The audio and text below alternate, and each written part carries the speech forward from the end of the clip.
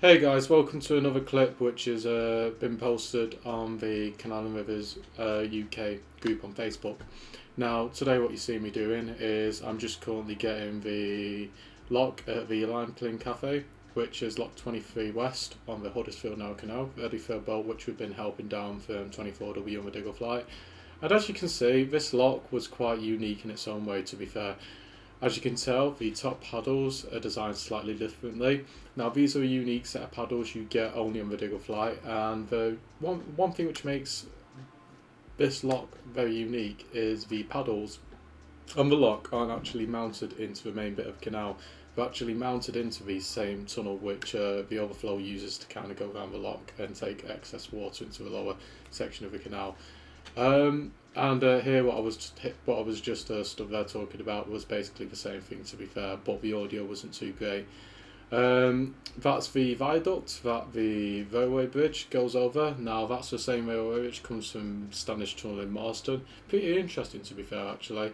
And as you can see here, the paddles themselves weren't too easy to open, and I'm kind of a bit sweaty if you kind of like just zoom in on my face and really point out the details. There's a lot of sweat which is gathered, and yeah, basically what the Canal and River Trust should do next time we're actually working on this stretch of the canal is really possibly look into repairing some of these paddles or just doing some main entrance on them, because a lot of them grease up quite easily, and I don't mean that in like get all greasy, like the grease on them stiffs up quite easily, making them very hard to open. So maybe when some of the CRT volunteers get another chance to come out down this stretch of canal, maybe it should be something worth looking into to maybe re-grease some of these paddles, because they are very stiff and they're not easy to open. Also, this flight also has a serious issue with not being able to get the boat through some of the locks first try, because a lot of the water levels get low quite quickly.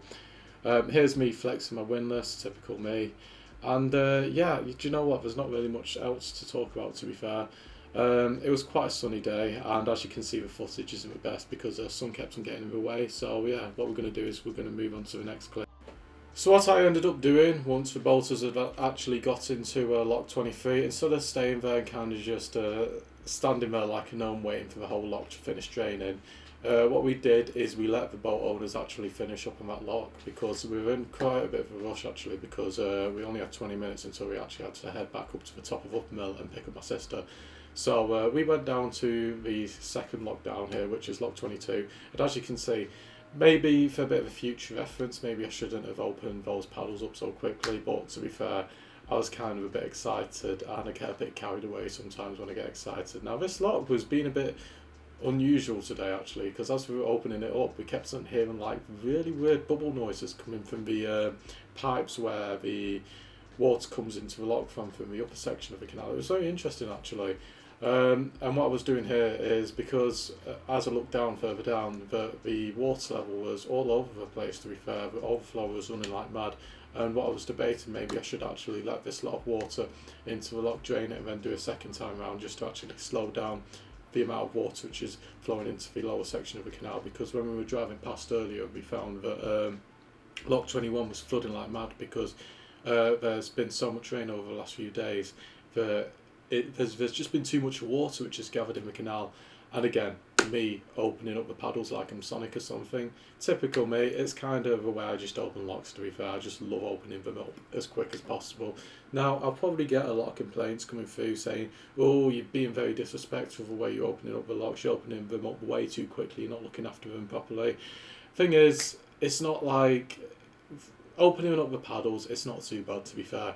What would cause an issue if I was just being one of those bolters which just lets the paddles drop after I finish using them. Thing is, I open them quickly, fair enough, but I do close them with a lot of responsibility. And the thing is as well, I don't let the bolters do stuff like bash their bolt into the gate. I've seen some people do that, and I think that's one of the main reasons a lot of the gates get destroyed quite quickly. But on the whole, when it comes to a summary of this couple, I actually helped through this flight of locks instead of talking about other irresponsible bolters. This couple, they were great, to be fair. It was more like a family actually. Very great people. The woman was nice as well, and so was the guy. The guy was called Martin, and I forgot what the woman was called actually. Julie, that was it, yes. She was an amazing woman, and I really enjoyed every moment I spent working with her and helping her out with the locks and all of that. Same with Martin as well, and a few other people, which helped. As you can see, I just opened up the bottom paddles, and this lock drained like mad, to be fair. Hope you've enjoyed this video. I'll be posting some more content on the Canal and Rivers UK page as some more things kind of happen along the canal with me and kind of working all the locks. But for now, I'll see you guys in a bit. Bye bye.